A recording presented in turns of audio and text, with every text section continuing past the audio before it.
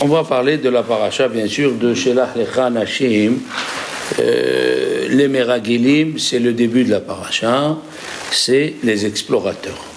Alors, c'est normal, puisque nous allons voir après, dans la paracha de Devarim, que Moshe Rabbeinu a dit, Vatikrevun elai kulechem, vous êtes venus me demander comment on va, malgré que Dieu il a dit la terre elle est bien, je vais vous la donner, mais bon, l'être humain c'est l'être humain.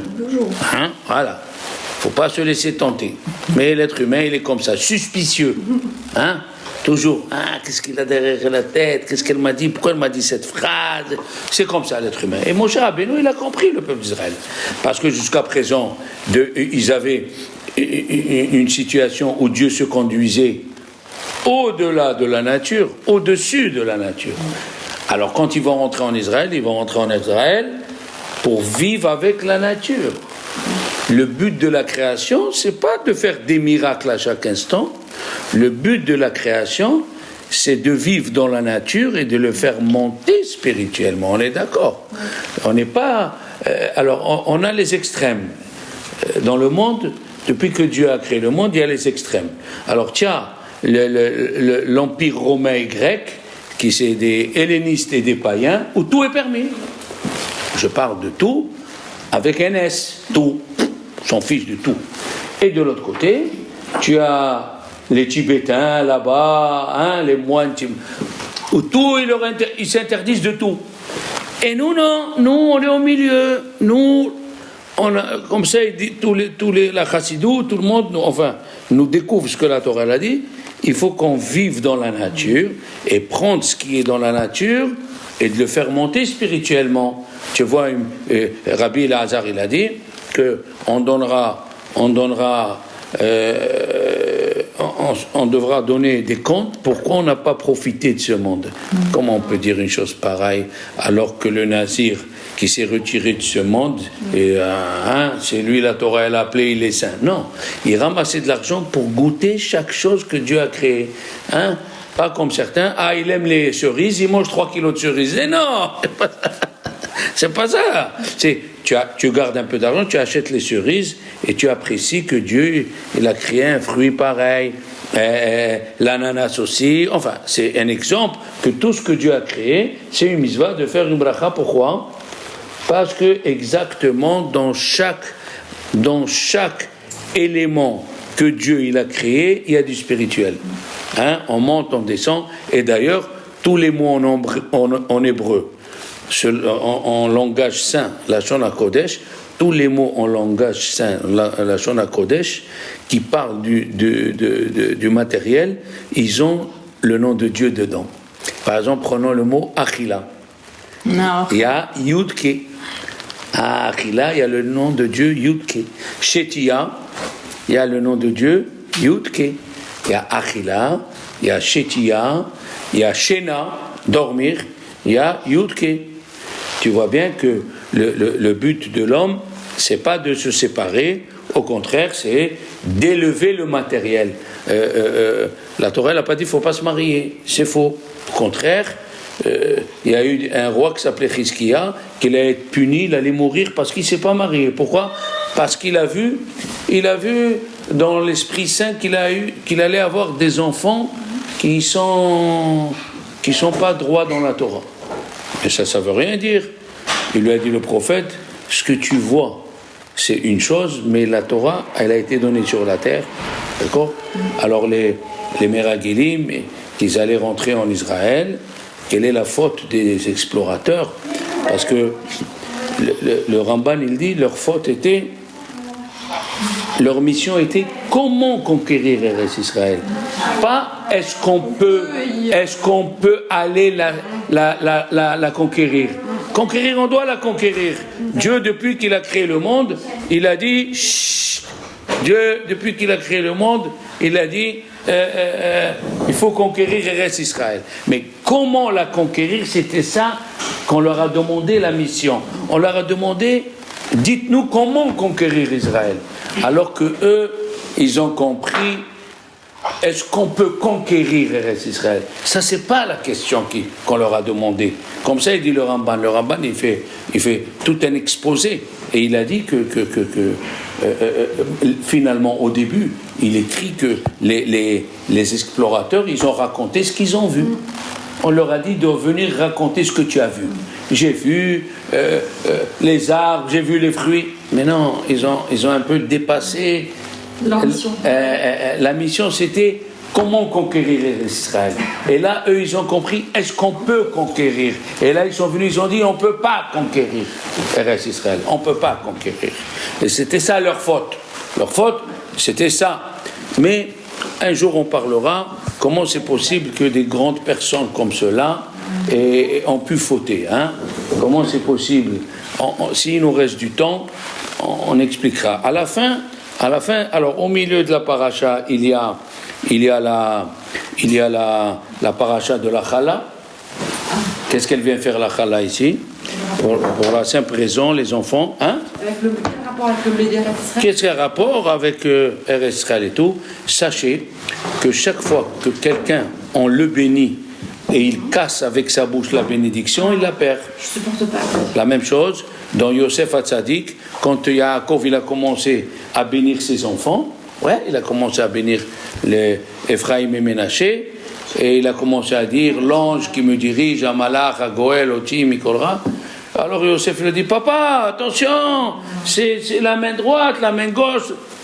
Après, il a repris les bénédictions, Yaakov. Pourquoi il les a repris? Parce que, voilà, c'est le sujet. Quand quelqu'un, il arrête une bénédiction, il la perd. Alors ici aussi, les explorateurs, ils ont parlé du mal d'Eretz Israël, donc ils ont cassé la bénédiction d'Avraham Avinu. Oui, qu'il devait avoir Eretz Israël. Qu'est-ce qu'il a fait Dieu? Il a donné la mitzvah de Chala. Chala, quand tu rentres en Eretz Israël, mais mitzvah Arisotechem Reshkishkitavu el Haaretz. Il fallait renouveler le cadeau. Bon, mais nous, on va parler cette semaine de la fin de la paracha. Si on a le temps, Be'ezrat Hashem. Bon, les Juifs, ils étaient dans le désert, elle dit la Torah. Ils ont trouvé un homme qui, selon la Gemara, on va voir, est-ce qu'il coupait du blé? Est-ce qu'il ramassait du blé? Est-ce qu'il il coupait du bois, excusez-moi? Est-ce qu'il coupait du bois? Est-ce qu'il ramassait du bois le jour du Shabbat? Alors, il s'appelle le Mekoshesh. Rappelez-vous du mot, le mot Koshesh, c'est-à-dire celui qui coupe ou qui ramasse du blé. Et ils l'ont amené à Moshe Rabbeinu et ils l'ont mis en prison. Enfin, en garde, parce que c'est une question qu'on a posée à un grand rav qui s'appelle Rav Haï Gaon. Est-ce qu'on peut mettre en prison Shabbat un juif, de peur qu'il se sauve? Alors lui il a écrit que c'est Assour, et on voit de la paracha qu'on l'a mis en prison, le Mekoshesh. Ils l'ont mis en prison, c'est écrit Vayanichu Oto Bemishmar. Ils l'ont mis en prison. Alors il y a qui disent c'est pas la prison, ils l'ont gardé, pas la prison. D'accord? Parce que mettre en prison, c'est déjà le début du jugement. C'est déjà le début du jugement. Alors, qu'est-ce qu'il a fait? Ils l'ont sorti au dehors du camp et ils l'ont Vayar Gimou Otoba Avanim. Et ils l'ont frappé avec des pierres. Et il est mort. Comme elle dit la Torah, celui qui profane Shabbat, il est chayav, c'est qu'il a. Quand tu es averti par deux témoins, tu veux allumer la lumière et il y a deux témoins qui te disent, tu sais que c'est assourd d'allumer, c'est fait partie des 39 travaux interdits Shabbat, et si tu allumes, tu es chayav, ce qu'il a, il faut lui dire tout ça. Celui qui allume la lumière et on lui a rien dit, il ne peut pas être chayav mi-temps. Il ne peut pas lui dire. Celui au temps du temple, attention, nous parlons au temps du temple où il y avait le Sanhédrin.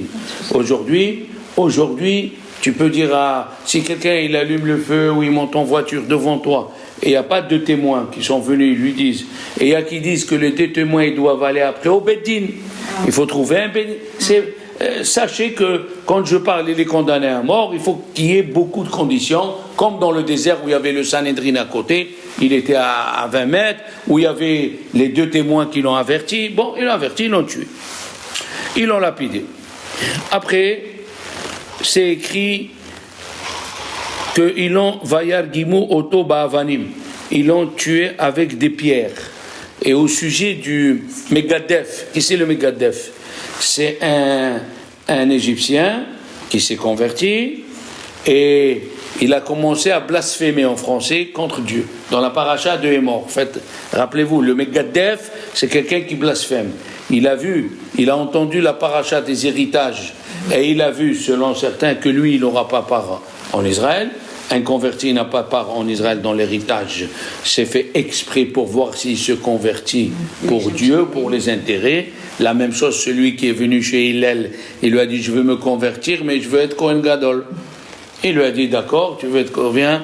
Et quand il a vu que même un juif normal, il peut être un Rabbi Shimon Bar Yochai, mais il ne peut pas être Kohen. Ah, il a dit, si déjà vous ne pouvez pas être, je me suis trompé. Merci Hillel que tu nous as pris du bon côté. Et un voulait devenir Kohen Gadol, et l'autre il voulait devenir un roi. Et il a vu que le roi c'est David Amer. Enfin, plusieurs histoires comme ça. Il y a une révélation ici, c'est écrit, ils l'ont lapidé avec des pierres, Avanim. Et le Megaddef, c'est écrit, Vayargimo Oto Even, une pierre. Pourquoi là-bas c'est écrit une pierre et ici c'est écrit des pierres?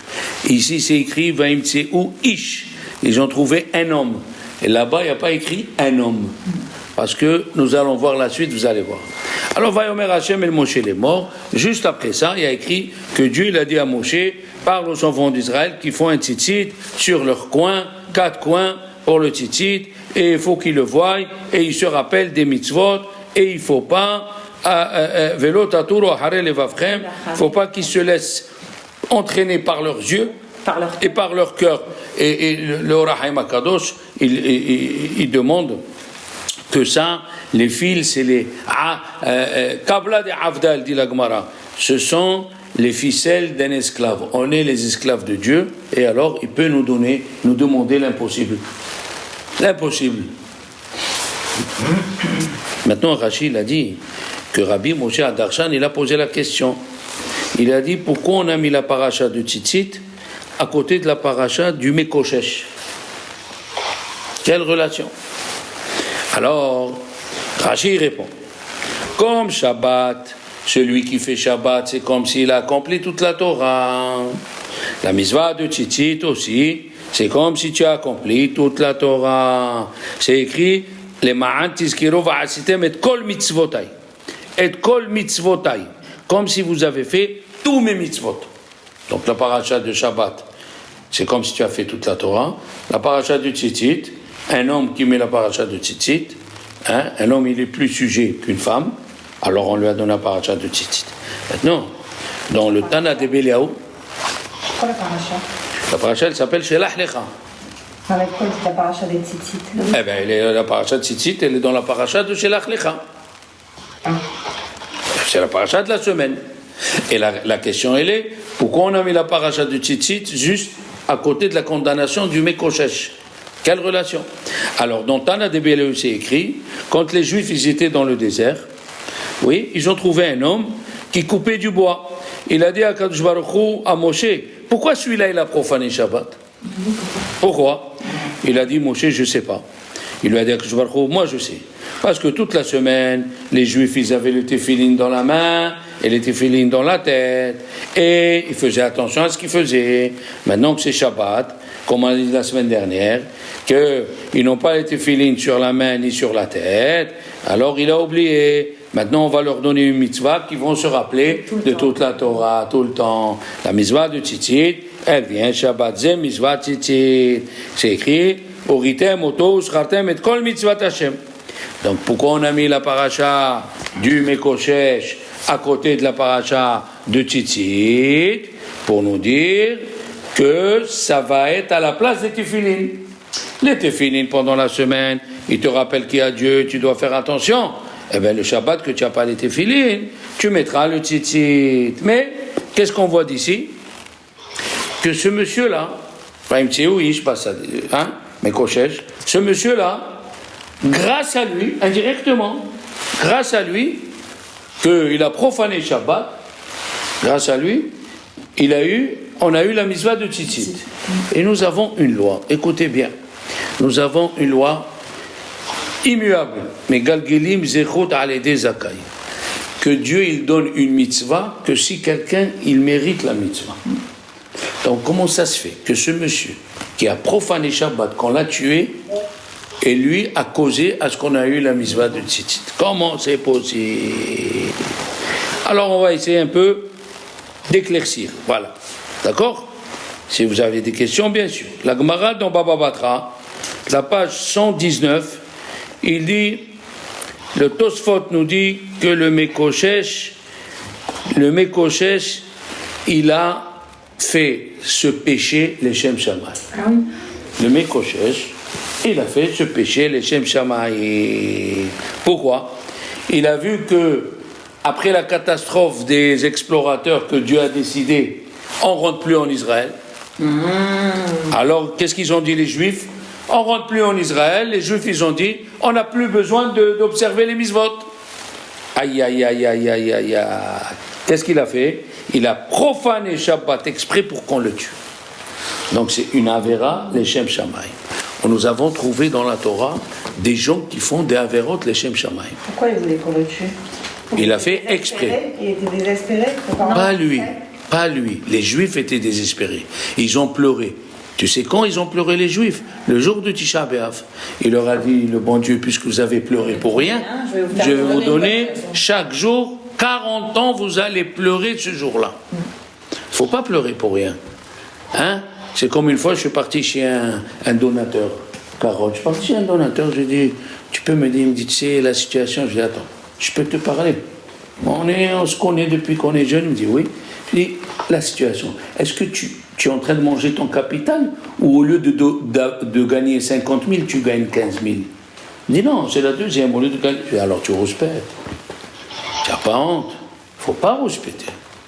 Et Yaakov Avinu, il a respecté quand il était devant Paro. Et il a fait comme ça. Et il a dit, le Tosot, il a fait une mine. Il lui a dit, Paro, qu'est-ce que tu as? J'ai jamais vu un vieux, quel âge tu as?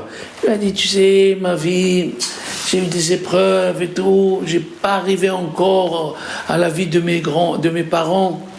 Il lui a dit, Dieu, je t'ai sauvé de Yosef, je t'ai rendu Yosef, je t'ai arrangé l'histoire de Dina, je t'ai sauvé de Lavan, je t'ai sauvé de Esav. Tu respectes?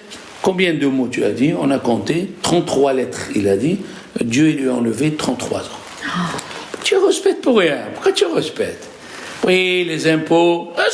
Qu'impôts? Tu as de quoi les payer, tu gagnes ton argent, tais-toi. Ah oui, non, mais l'année dernière, j'ai gagné quand même 45 000, et cette année, 44 500. Qu'est-ce que tu es en train de faire là? Tu respectes, voilà ce qu'on dit de la Torah. Il ne faut pas respecter. Altitraim. Tu as gagné de l'argent, tes enfants ils sont en bonne santé, tu as une grande maison, il y a qu'ils ont un trou. Alors, la Torah nous a dit que celui-là, ce monsieur-là, il a fait Kavana Leshem Shamayim. Et la Kavana Leshem Shamayim, comment on a su que c'était Leshem Shamayim? Il a dit, le Meshech Chochma, je l'ai vu hier, une chose fantastique. Il a dit chaque fois, pendant les 5 livres, la Torah, elle répète le Shabbat, ouais. Elle répète le Shabbat, et le Shabbat, 5 ou 6 fois. Il a dit dans le livre de Devarim, quand mon cher Rabbeinu a répété tous les mitzvot, il a répété une fois le Shabbat. Pourquoi? Les Juifs sont devenus Shomrei Shabbat grâce à ce monsieur. Ils ont tellement eu peur que pendant 40 ans, il n'y avait pas un Juif qui a profané Shabbat, à part lui. À partir de lui. D'accord? Donc, Megal Gilim, hein? Une question. Oui. Mais le Mekoshesh, c'est Tzelophrad ou pas? C'est Tzelophrad. Voilà. Oui, mais attends, on est en train de parler. Donne-nous le temps. Grâce à Dieu, ça fait 7 ans que tu es là. Alors, donc, il a donné son âme, et tu as écouté de plusieurs rabbanim, grâce à Dieu, c'est bien, au contraire. Il a donné son âme pour le Shabbat, il a fait exprès, oui, Chilel Shabbat, Rogoto, comme ça dit le Tosfot, Veirou, et que les Juifs y voient qu'il a été lapidé. Nous avons trouvé, j'ai dit, des gens qui ont fait une avéra les Shem Shamayim. Nous avons trouvé Yael. Yael, c'est une juive qui a dormi avec un goy, Sisra. Elle a dormi 7 fois avec lui. C'était un général, il était très très fort, on a parlé de lui une fois. Et elle a dormi 7 fois avec lui pour l'affaiblir et le tuer. Elle a fait, la Gemara, elle a amené de ça dans Orayot et dans Nazir, la Kav Gimel, elle a amené d'ici une preuve comment quelqu'un, il est prêt à faire une Avera, les Shem Shamaim. Avera, les Shem Shamaim. Il y a des Averot, les Shem Shamaim. Et il y a le Mekoshesh, il a fait les Shem Shamaim. Et Dieu, il a dit, on a vu dans Tana de Béléao, pourquoi celui-ci, il a profané Shabbat? Il a demandé. Mais Penema Achilel Shabbat, jusqu'à que Moshe Rabbeinu, il ne savait pas. Alors il lui a dit, tu sais pourquoi il a profané Shabbat? Il n'avait pas les tefilin. Il n'avait pas les tefilin. Maintenant, la Gemara dans Shabbat, la page 94, elle nous dit comme ci. Nos Chachamim nous ont enseigné qui c'était le Mekoshesh. Comme ça, vous apprenez à chaque fois, je le répète. Qui c'était ce monsieur le Mekoshesh? Il s'appelle Tzelofrad. Tzelofrad ben Chefer. Et a écrit Vaïou ben Israël bam midbar. Ils étaient dans le désert, Vaïmtseu Ish. Et il a dit, Rashi, enfin, Rabbi Akiva, il a dit que les filles de Tzelofrad sont venues, ils ont dit, notre père, il est mort dans le désert. Et là-bas, quand ils ont parlé de leur père dans le désert, de quel père on parlait? Benot Tzelofrad, les filles de Tzelofrad. Ici aussi, quand c'est écrit qu'ils ont trouvé un juif qui a profané le Shabbat Bamidbar, c'est quoi Bamidbar? Dans le désert, ça veut dire que c'était Tzelofrad ben Hefer. La Torah n'a pas écrit le mot, elle n'a pas écrit le nom. Et Rabbi Yehuda ben Betera, il lui a dit, Akiva, dans tous les cas, tu seras puni. Si la Torah, elle a caché le nom, pourquoi tu l'as découvert? Et si c'est pas lui, tu seras puni. Mais les Chachamim disent, la halakha, elle est comme Rabbi Akiva, c'était Tzelofrad ben Hefer. Et il lui a donné, il a fait une Gezerah Shava. Il a fait analogie des termes. Vous savez que dans la Torah, nous avons 13 façons comment expliquer la Torah, et c'est écrit avant Odou. Odou, c'est écrit Rabbi Ishmael Omer, Bishlosh Esre, HaTorah, Midot HaTorah Nidreshet. Il y a 13 façons, 13 règles, comment la Torah, elle marche. Celui qui ne les connaît pas, il ne saura pas, il dira, il y a une répétition. Par exemple, je vous donne un exemple, la Torah, elle a dit, tu rendras toutes les pertes à ton frère, et après elle donne un exemple. Elle dit l'âne, elle dit l'habit, elle dit et après elle dit, ainsi tu feras toutes ces pertes. Alors, pourquoi il y a écrit au milieu les détails, au début c'est en général, au milieu c'est des détails, et après c'est en général. Ça s'appelle klal ou prat ou klal. Il faut apprendre, ça s'appelle klal ou prat ou klal. Klal ou prat ou klal. Ça veut dire il y a le général, et la Torah elle veut dire tu ne rends les pertes à ton frère que s'il ressemble à ceux qui sont au milieu. Tu comprends? Ça veut dire c'est quelque chose qui est trouvable. Hein? Son âne, tu peux le trouver dans la nature, son manteau. Mais si tu es dans la mer et tu as trouvé une montre et c'est écrit Ben Soussan Johan avec l'adresse, tu lui rends pas. Pourquoi? Parce que c'est écrit, ainsi que tu feras à toutes les pertes, et les pertes que la Torah, parce que la Torah l'a donné, elle a dit des détails, c'est des pertes qu'on peut trouver. Hein? Elle n'aurait pas dit, pourquoi? Parce qu'un homme, quand il perd une montre au milieu de l'Atlantique, on ne croit pas la retrouver. Pourquoi? Faut penser. Oui. On va trouver quelqu'un qui va descendre avec le batiskia, je ne sais pas comment il s'appelle. Le scaphandre jusqu'à 12, la fosse des Mariannes là-bas, 12 000 mètres. Non, il a fait Yéhouch. Ça Yéhouch. Voilà, il s'est désespéré.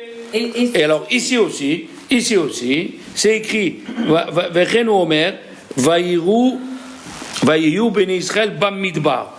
Pourquoi tu me dis Bamidbar? Et où ils étaient les Juifs? Bamidbar. Ah, si la Torah elle a écrit ça, c'est pour nous dire qu'il a fait exprès il a fait exprès parce que les Juifs, ils étaient dans le désert, il a voulu nous montrer que les Juifs, ils se sont découragés dans le désert. Alors il s'est levé, il a profané Shabbat. Il a profané pour montrer qu'attention, la Torah, elle est même quand vous croyez qu'on ne va pas rentrer en Eretz Israël. Et la Gemara nous dit, là-bas, Rashi va nous l'amener par la suite, c'est les femmes encore qui ont pris l'honneur. Les filles de Tselophrad, ils sont venus demander l'héritage. Pourquoi? Après que Dieu a décidé qu'ils devaient rester dans le désert, les Juifs, rappelez-vous de ce que je vais vous dire, ont reculé de 8 stations. Ils sont retournés en arrière 8 stations. Et les Lévites sont partis, ils leur ont coupé les pieds aux déserteurs. Mais oui, il ne faut pas prendre la Torah bon genre, bon chic. Non. La Torah, il y a des moments où il faut savoir comment agir. Au temps de Moshe Rabbeinu, où ils ont reçu la Torah, où ils ont vu Dieu clairement, ils l'ont vu. Ils ont vu la majesté, c'est pour ça ils ont entendu la voix de Dieu, et chaque fois que Moshe parlait, ils voyaient la voix de Dieu, elle était dans la bouche de Moshe Rabbeinu, bien sûr. Et il a dit, les filles de Tselophrad, ils ont dit, notre maître, notre père, il est mort dans le désert, et il n'était pas parmi ceux qui étaient en révolution contre toi, comme Korah. Parce que nos sages ils disent que Korah, il a contredit aussi le Shabbat. Pas rien qu'il a contredit Moshe Rabbeinu, il a contredit Aaron, il a contredit aussi l'observance du Shabbat. Pourquoi les filles? Parce que le Shabbat, c'est le roi de la semaine. Il a contredit le Kohen Gadol. Il a dit tous on est Kohen Gadol. C'est le premier communiste. On parlera de lui par la suite. Bamidbar, d'accord? Parce que comme ils étaient dans le désert, ils se sont découragés, et alors ils ont dit qu'il n'y a plus la Torah. Et Dieu, qu'est-ce qu'il a fait de sorte? Il a fait de sorte qu'il était les Shem Shamayim, comme Rabbi Akiva. C'est ce qu'il a dit, Rabbi Akiva. Rabbi Akiva, il a dit qu'il n'y a pas écrit clairement le nom de celui qui a fauté. Normalement, celui qui faute, on l'écrit son nom. Bien sûr. Parce qu'il n'avait pas l'intention. Puisque la Torah nous dit, depuis qu'ils sont sortis, ils étaient dans le Midbar. Pourquoi alors ils ont dit, comme elle a dit tout à l'heure, on continue. Alors, il a dit, moi, mon père, il est notre père, puisqu'ils étaient plusieurs filles, notre père, il n'était pas contre toi. C'est-à-dire, il n'était pas contre le Shabbat. Il a profané Shabbat, et il vient et il dit, on n'était pas contre le Shabbat. Regardez les enfants, la profondeur du Shabbat. Quand Dieu il a dit à Abraham Avinu, Venatati lecha ulzaracha harecha, je te donnerai à toi et à ta descendance après toi, et eretz megurecha, la terre où tu es en train d'être en transition. Vous savez ce qu'il dit Midrash? Vous allez tomber par terre. Il dit Dieu à Abraham, imekablim banecha et à Shabbat. C'est écrit dans Bereshit Rabbah, même Zayin. Si tes enfants ils acceptent le Shabbat, alors ils rentreront en Eretz Israël. Sinon, ils rentreront pas. Imekablim banecha et à Shabbat, hem nichnasim la aretz. Et c'est pour ça que les filles de Benot Tselophrad, ils ont dit, notre père, il était dans le désert. Ce qu'il est mort, notre père, dans le désert, parce que les Juifs, ils ont dit, on n'a plus besoin de faire les mitzvot ni le Shabbat. Alors, la Torah, elle est venue et nous a dit, il n'était pas comme Korah qu'il a contredit le Shabbat. Lui, il a fait exprès de mourir pour le Shabbat, pour que les Juifs, ils soient Shomrei Shabbat. Maintenant, écoutez bien. Je sais pas, on va essayer de le dire un petit peu d'une autre façon, parce que c'est extraordinaire. On a dit que le tzitzit, il est par rapport au Shabbat. On a dit la juxtaposition, n'est-ce pas? La juxtaposition, Maintenant, deux choses. Comment savons-nous que le tzitzit est en rapport avec Shabbat? Regardez. On a dit que celui qui observe Shabbat, c'est comme s'il observe toute la Torah. Prenons le mot tzitzit. Tzadik et Yud. Tzadik et Yud, ça fait 100, 200. Et Tav, ça fait 400. Ça fait 600. Et il y a 8 fils. 608 et 5 nœuds. 613. Voilà la première relation entre le tzitzit et le Shabbat. Comme quand tu fais le Shabbat, c'est comme si tu as fait les 613 mitzvot. Il faut savoir que quand tu rentres dans le Shabbat, tu rentres dans la propriété privée de Dieu. Cette atmosphère-là que tu crées, la femme, l'atmosphère qu'elle crée, en nettoyant la chambre, en nettoyant la salle à manger, en mettant la belle nappe, les fleurs, les bougies, les belles assiettes, elle crée une atmosphère pour qu'elle vienne la reine du Shabbat. Bo'i Shabbat Malketa, qu'elle vienne la reine du Shabbat, c'est grâce à la femme, on rentre dans la propriété privée de Dieu et on sort de la propriété publique des Goïm. Le Shabbat, les Goïm, ils restent dans leur propriété publique. Nous, on rentre dans la propriété privée. Et c'est pour cela qu'il ne faut avoir rien Shabbat dans les poches, même quand tu circules. Pourquoi? Tu es en train toujours d'amener la propriété privée de Dieu avec toi. J'adore. Tu amènes avec toi la propriété privée de Dieu. En même temps, là où tu marches, tu as une lumière de Shabbat qui vient avec toi. C'est l'ostam. C'est pas rien du tout. Une fois, un groupe de Lubavitch, un père et une mère et des enfants marchaient à Paris, et un groupe d'immigrés s'est mis à crier, sale juive et tout. Le père, il n'a pas perdu la tête. Il a dit aux enfants, est-ce que quelqu'un a quelque chose dans les poches? Et une des filles avait un mouchoir. Ils ont enlevé le mouchoir, eux, ils se sont arrêtés de parler. Ils étaient sortis de la propriété privée. Il faut rester dans la propriété privée de Dieu. Alors, nous voyons que le Shabbat est en relation 613 mitzvot avec le tzitzit. Il y a écrit béni ou béni Israël. D'où on le sait, parce que dans le petit douche on dit entre moi et les enfants d'Israël. Moi et les enfants d'Israël, on a un rendez-vous. Shabbat. Shabbat, c'est le rendez-vous. D'accord? Alors, Rabbi Meir, il a dit, quelle différence pourquoi Dieu il a fait le bleu dans le tzitzit? Parce que le bleu, il ressemble à la mer elle ressemble au ciel, le ciel ressemble au Kisei HaKavod, le trône divin. Un jour on parlera, qu'est-ce qui se passe autour du trône divin. Zachor et Yom HaShabbat le Kadesho. Zachor, rappelle-toi du Shabbat. Qu'est-ce qu'il dit Rabbi? Rabbi, il dit que ça veut dire Zo mitzvat, Shabbat shei shekula keneged kol mitzvot. Comme ça, il dit dans la Gemara de Brachot, Perek Aleph. La mitzvah du Shabbat, et alors là, c'est très joli. Regardez, on dirait, je sais pas, un gâteau il a un goût. Regardez, la relation entre le Shabbat et le tzitzit, et le Mekoshesh. Il y a écrit Vaivarech Elokim et Yom HaShabbat. Oui. Dieu, il a béni le jour du Shabbat. Vaikadesh Otu. Il a sanctifié. Qu'est-ce qu'il dit le Midrash? Écoutez bien. Où c'est ça? Dans Yalkut Shimoni, Parashat Bereshit, Remez Tedvav. De quoi il a béni? Beracho Batalit. Oui. Qui déchaud, il a sanctifié. Bemekoshesh. Bemekoshesh, la relation entre le Shabbat et Tzelofhad. Comme ça, déjà, la création, ce monsieur, il était déjà destiné à aller outre et faire une avera le Shem Shamayim. Comment on peut faire? J'ai beaucoup de choses à dire. Attends. Oui, il y a beaucoup de choses à dire et tu apprends grâce à Dieu.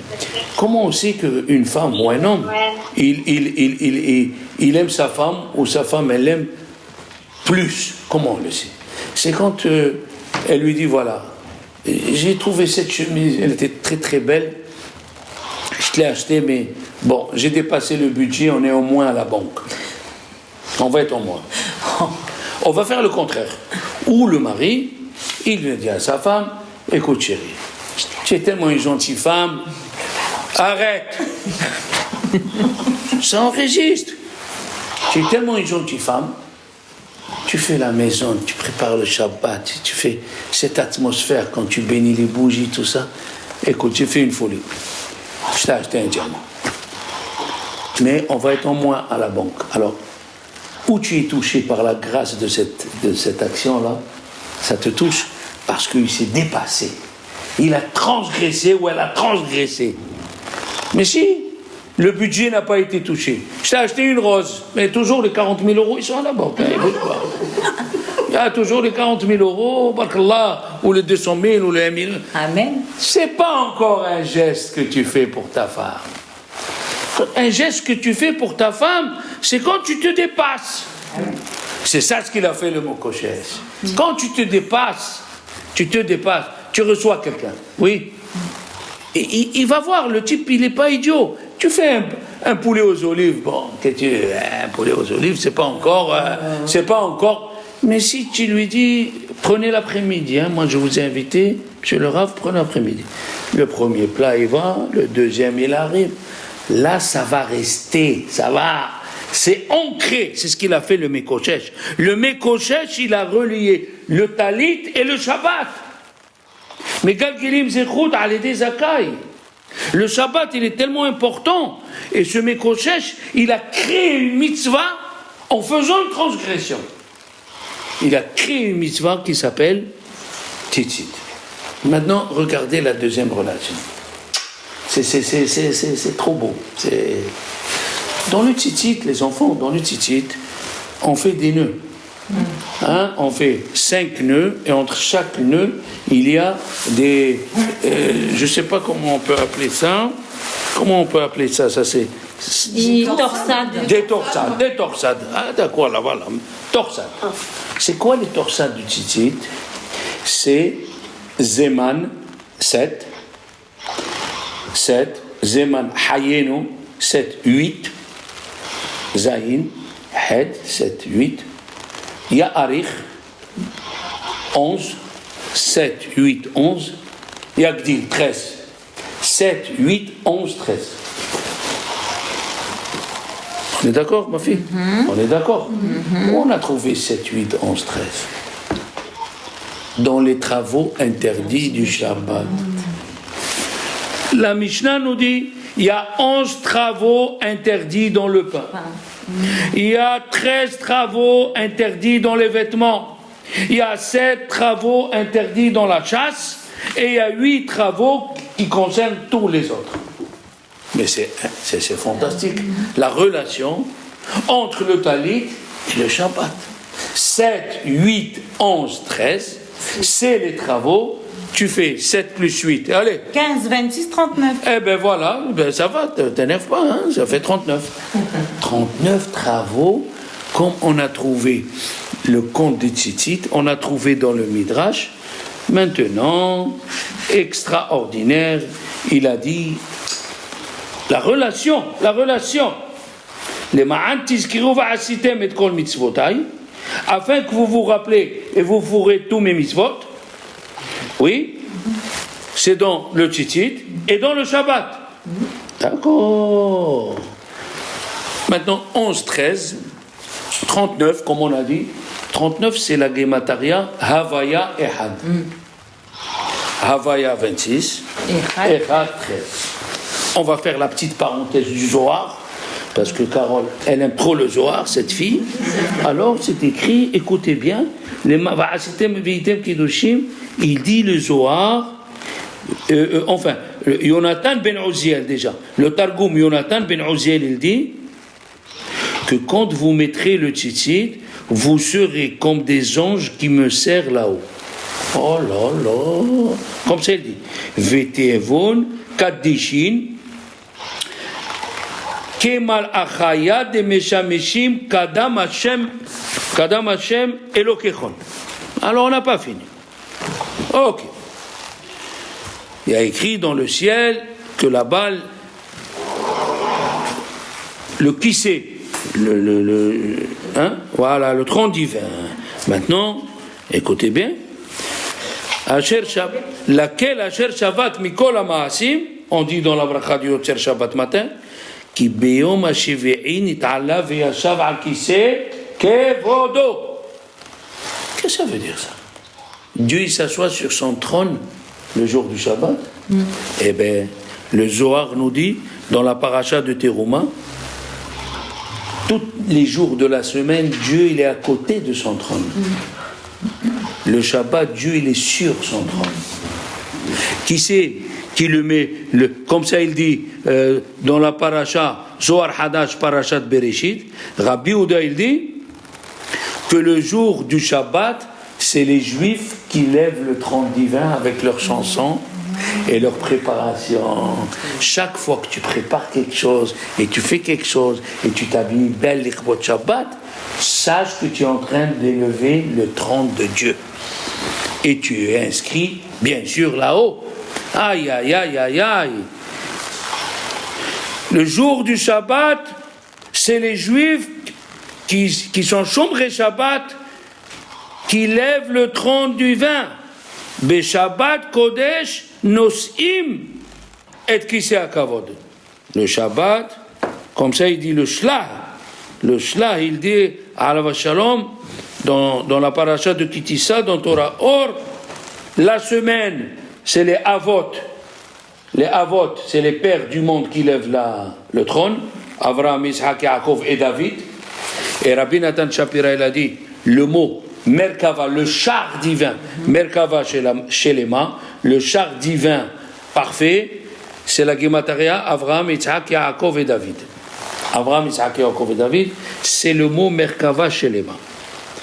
Alors, c'est pour ça que c'est écrit Smechu b'malchutra, Shomrei Shabbat et Yoshev al Kiseh Kevodo. Maintenant, on va arriver à la cerise. Alors faites attention. La cerise sur le gâteau. La Gemara nous raconte. Tano Rabanan, Maaseh bechassid echad. C'est arrivé avec un chassid qu'il a eu dans son champ, il a eu la barrière qui s'est cassée, c'était Shabbat. Et il passait, il a vu le champ, la barrière du champ, elle s'est cassée. Ok. Qu'est-ce qu'il a dit? Donc il a pensé. Il a dit demain je vais la réparer. Après il a dit j'ai pensé Shabbat à faire une réparation. C'est permis, c'est pas interdit. Shabbat, c'est permis de dire lundi j'ai le planning comme ça à mon boulot. C'est écrit, c'est permis. Oui. On le lit dans les chansons de Shabbat, c'est écrit là-bas. On peut penser. C'est assourd de parler, c'est assourd de faire, mais si tu veux penser, reste à côté de nous. Écoutez la cerise. Ah, Michel, oh là là. Alors, tu peux penser, je vais réparer, je vais amener. Mais on parle de qui? D'un Hassid. Qu'est-ce que c'est un monsieur qui est Hassid? Il fait plus. Il a dit, j'ai pensé dans ma tête que je vais faire ça et faire ça Shabbat, et bien il va rester comme ça. Je ne le reparlerai pas. Qu'est-ce qu'il a fait le bon Dieu? Il a fait de sorte qu'il a poussé un caprier. Il a poussé un caprier. Et la question, elle est, les enfants, pourquoi le bon Dieu, il a le Taz, comme ça il dit le Taz, dans Rahayim Siman, Shin Zayin. Même que c'était moutard de penser, mais comme il était chassid, il a dit, il n'est pas question que je fais ça. Pourquoi Dieu lui a fait pousser un caprier et pas un pêcher ou un abricotier ou un cerisier? Et on aurait posé la question, qu'est-ce qu'il y a? Pourquoi un caprier? Les capres. Les capres, ça pousse sur un arbre? Oui. Les capriers. Le problème, c'est les capres. Il a dit. Les enfants, Arizal, il a dit que ce chassid-là, Rabbi Yehuda ben Baba, quand on dit chassid, la Gemara elle dit ou Rabbi Yehuda bar Be'elhaï, ou bien Rabbi Yehuda ben Baba. Il a dit c'était Rabbi Yehuda bar Be'elhaï.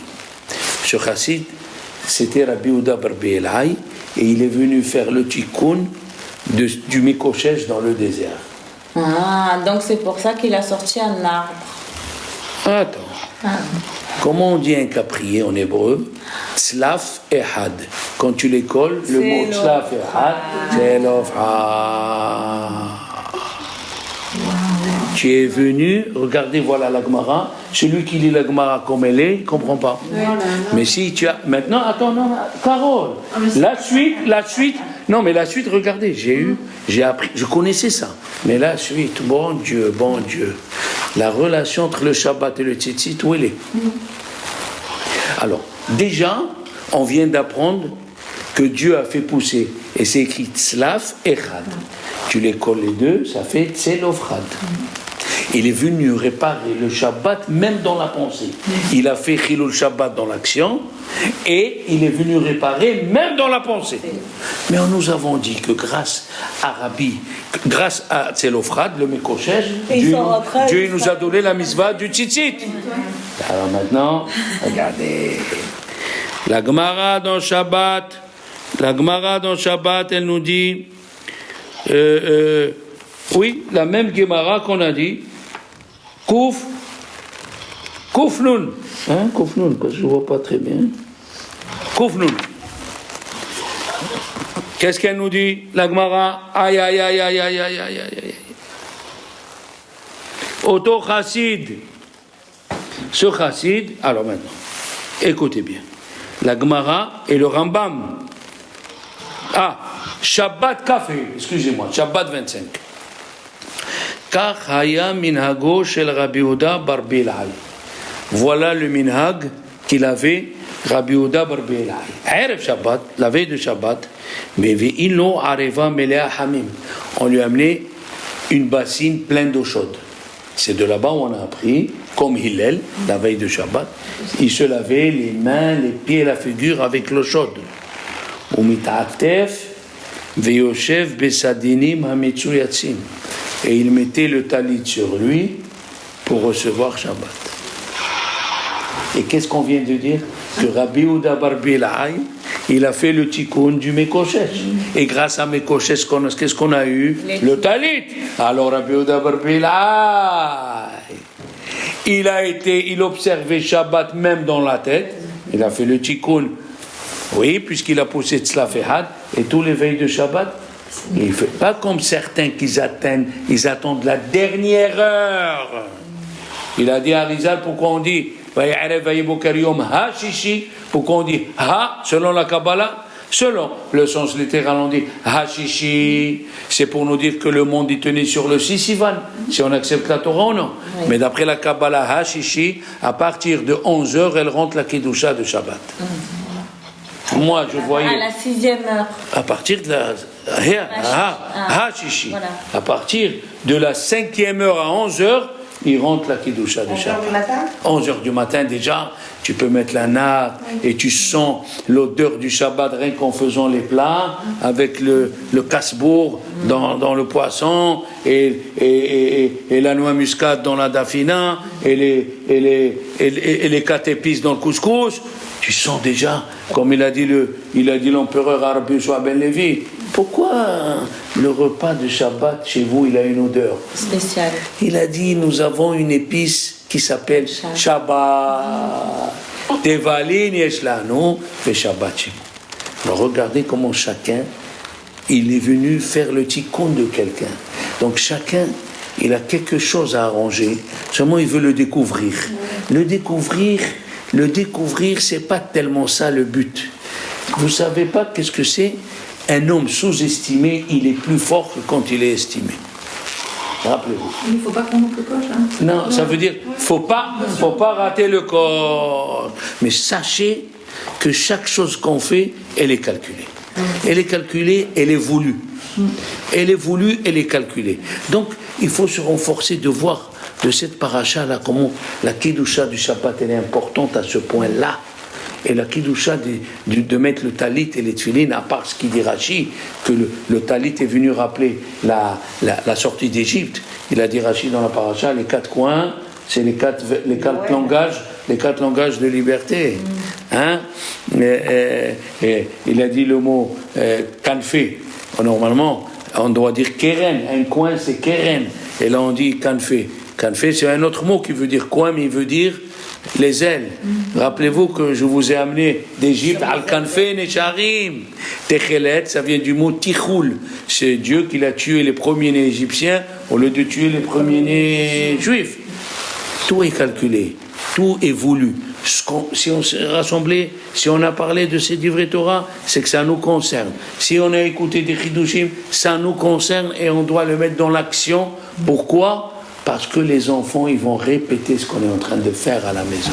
Si tu cuisines, tu dis Lichvot Shabbat, vendredi, tu dis à haute voix, tu vois ta fille, ton mari, Lichvot Shabbat, tu as acheté les fruits, mon chéri. Quand tu les achètes, dis Lichvot Shabbat. Moi, j'avais 17 ans, 18 ans.